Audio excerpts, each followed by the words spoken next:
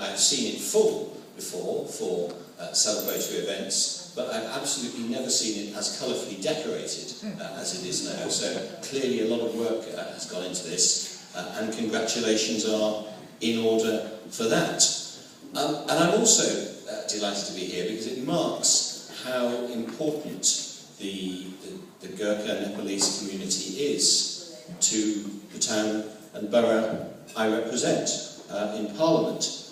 As you've heard, this association, the Sagarmatha Gurkha Nepalese Community, was established only 10 years ago. It's its 10th anniversary this year, and in that time we estimate, it's difficult to be exact, but there are now roughly 3,000 Ashford citizens of Nepali descent.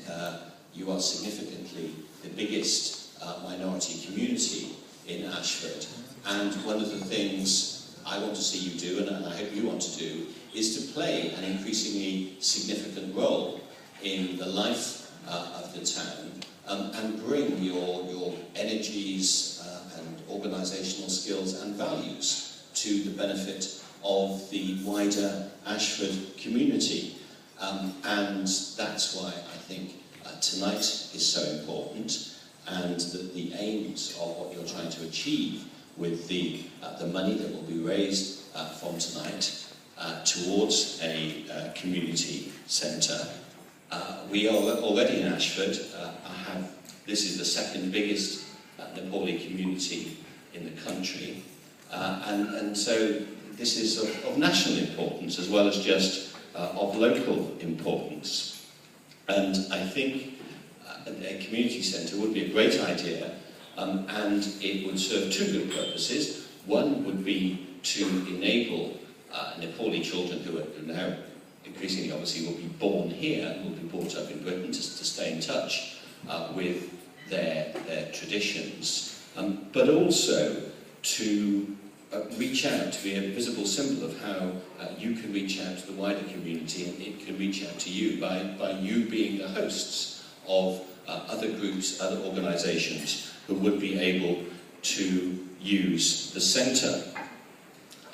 And it's, I think, particularly appropriate that we should be launching this in 2014, because not only is it the 10th anniversary of your community organisation here, but of course this year is the 100th anniversary of the First World War, which marked one of the many stages since the 19th century when Gurkha soldiers performed with spectacular bravery and heroism in the service of the Crown and people of this country.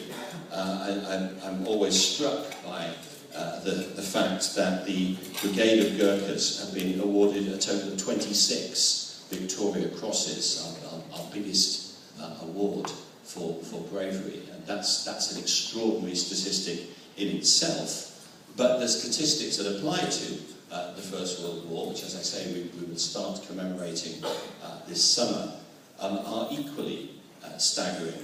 There were about 200,000 Gurkhas who served in the British Army in the First World War. They suffered 20,000 casualties and won more than 2,000 gallantry awards. So again, in that long, bloody conflict, the Gurkhas showed their heroism, as they did throughout their time in the British Army, and of course still do today. I first became closely involved with Gurkha affairs when Joanna Lumley ran her hugely successful campaign for Gurkha rights a few years ago.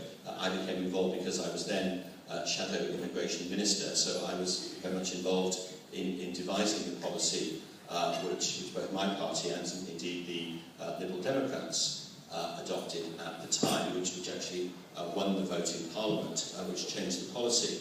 And I have great personal reasons to be grateful to that campaign, because it enabled me to have 20 minutes of huge